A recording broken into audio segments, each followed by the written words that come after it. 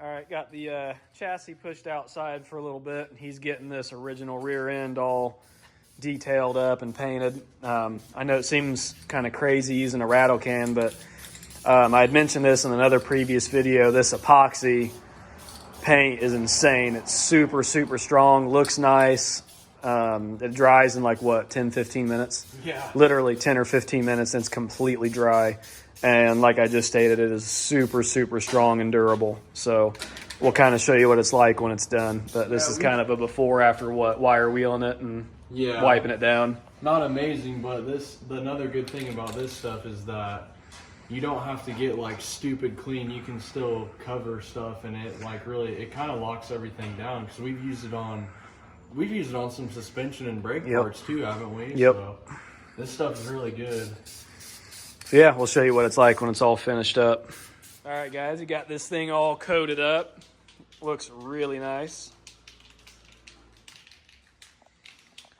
So what he's going to do now is, I think, you got the backing plates all ready. So he's going to get those all sprayed and coated, and get the drums done as well. And then the rear end for this will be all ready for the rebuild kit, new bearings and gaskets and such. So, and this thing will be ready to go back together. And then once the frame's blasted and painted and all that, it'll be ready to go in there, so we can start squaring the car back up.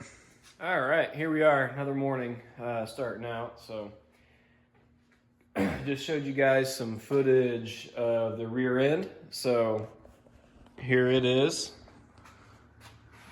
Got the backing plates all finished up.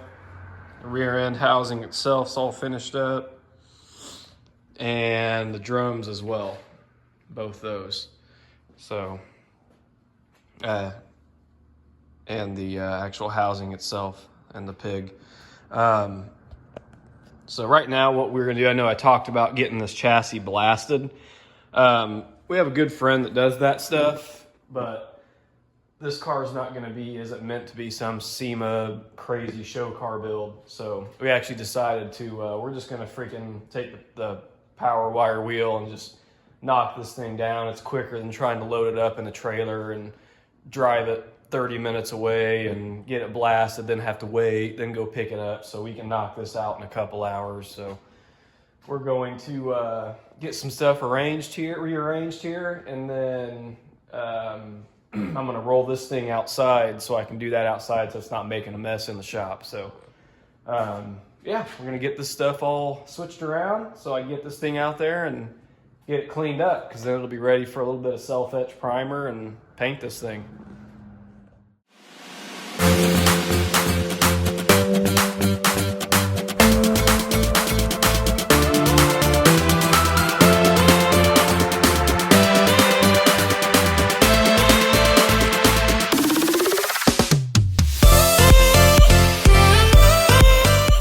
There's a little walk around of the chassis before.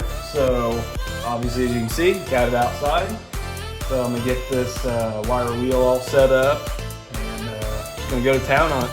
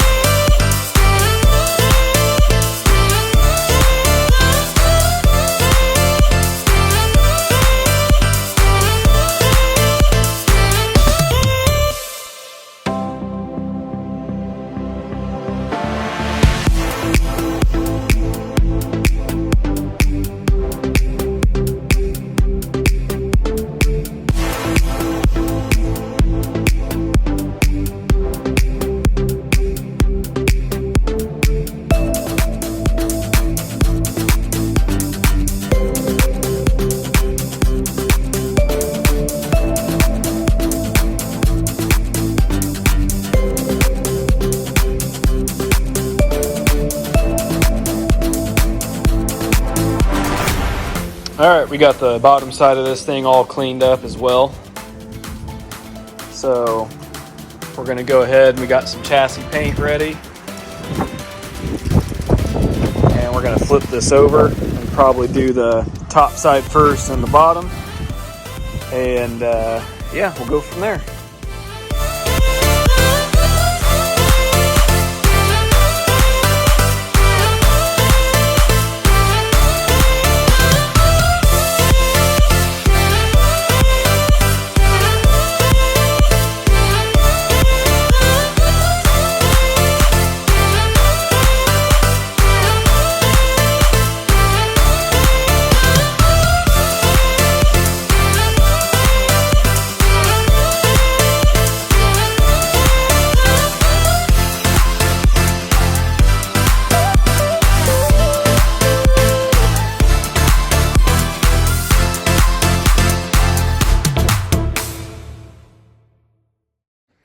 All right, left off showing you guys after we painted the chassis. I think I pointed out there's a couple spots that we have to repair, a couple little rust spots. I mean, it's not horrible, but it's all repairable. So I'm starting out with the driver's side of the frame rail here.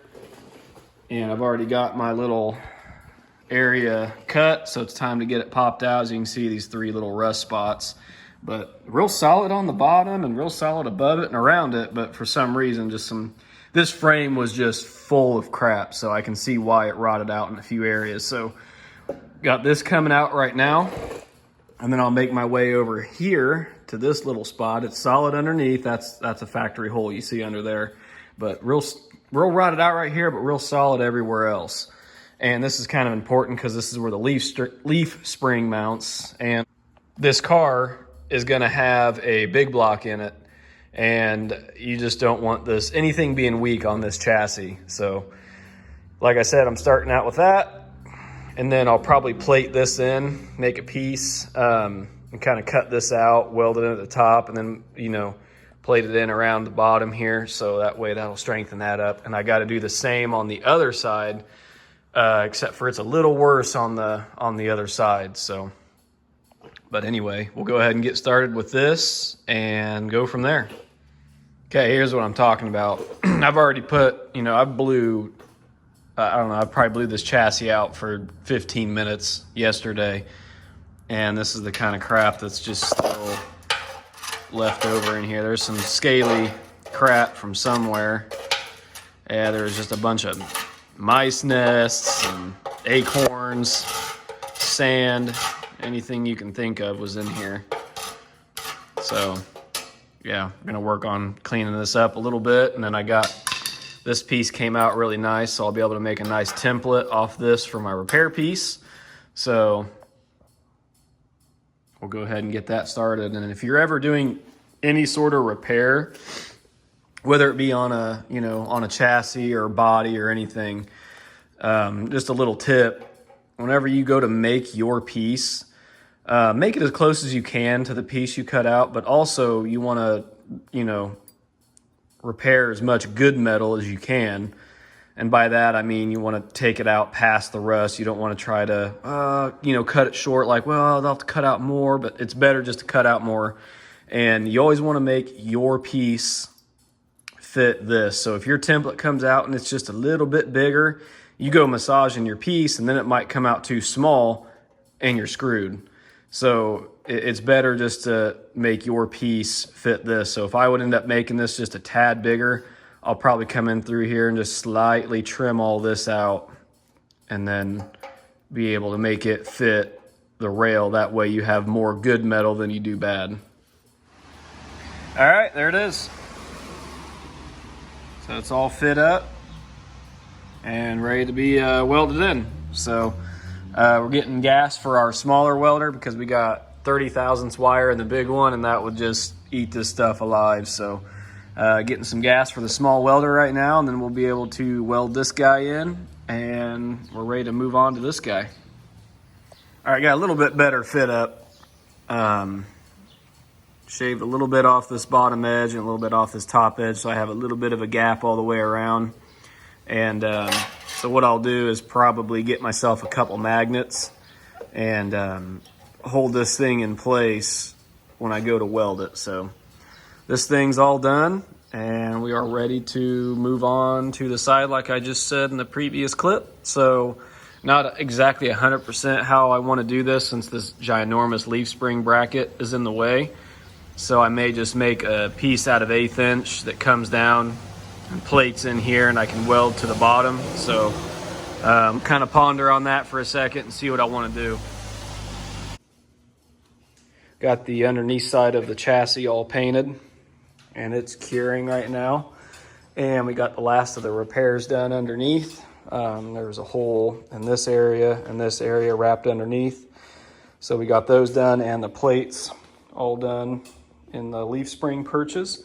So now we're letting this cure out, and then once that's done, we'll be ready to flip it back over and start on everything else. I know I'd mentioned we'd get a little update on this Plymouth truck back here that I've been on for a while, but we kind of put it on the back burner due to the brakes. So the issue we found when we went to bleed the brakes out is the rear wheel cylinders were just far too big. So the guy, or the owner, sent out an extra set of wheel cylinders that he had to a guy in New York that actually changed the inner bore, which is pretty neat. So we've dropped it all the way down to a 3/4 bore. And now we're swapping out new seals that came in this kit, which you see here. And once I swap those in, those will be good with silicone brake fluid, because the style they sent won't stand up to the silicone. So got to get these all rebuilt and put back together with those seals, and then we'll be ready to go. So he's getting this other wheel cylinder off, and I'm going to go over to the passenger side and get that wheel cylinder off and swap these out, and hopefully be able to bleed these brakes out. And then hopefully we'll get this truck all cleaned up and get the last bit of wiring done and get it fired up, and wet sand and buff the fenders, and this sucker should be ready to roll. And then I'll do a nice finishing video on this thing, going over what all we've done to it, because I did lose quite a bit of footage that I had of stuff I did on the inside, as well as some wiring and stuff. So once this thing's kind of finished up with the brakes and we get it running and all that, I'll do a separate video going over the whole truck itself. All right, getting that back started on the gasser today. We're going to get the floor cut out. So got the little plasma cutter over here and ready to go. So I'll get a light under here eventually, but basically going to run it. I don't want to get into this new floor, so I'll probably go right along there, and then you can see where the factory pinch weld is. So I'll get up close to that, as close as I can, and run all the way through here. And then you can see this back brace is pretty much non-existent. And I'll probably cut that out as well, because on the new pan back here, as you can see, flip it around here, got that new brace on it already. So that's pretty nice. And it also has where the shocks mount already built in, obviously. So it's literally a complete ready to go pan. And I think there's something else on it I wanted to touch base on, but I can't remember right now. But also we got the, where is it? Some quarter repair sections. And I'm pretty sure there's a tail panel piece as well, because if you look up here on this car,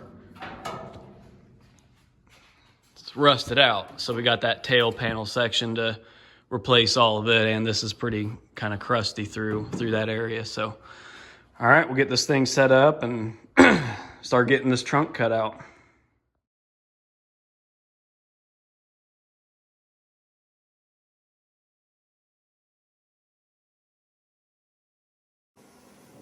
All right, had a little bit of a time lapse there, but made it quick and simple. So there's the old trunk floor, and now you can get a better idea of what I did.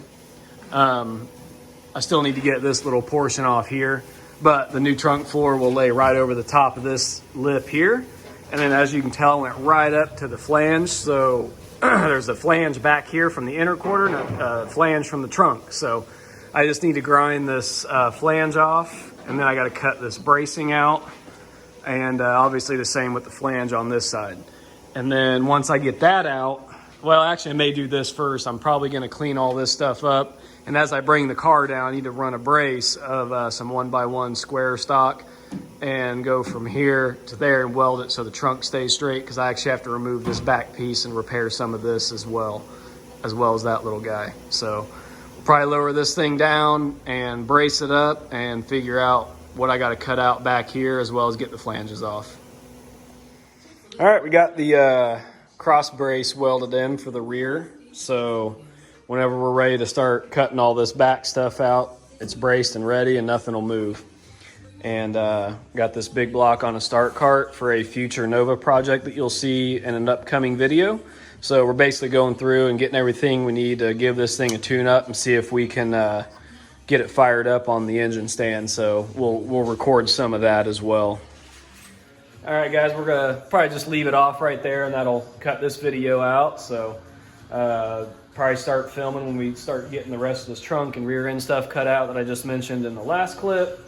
And then we'll probably be ready for moving on to some more of the truck stuff and that thing. So yeah, give us a like and subscribe and share our videos, anything to help us out.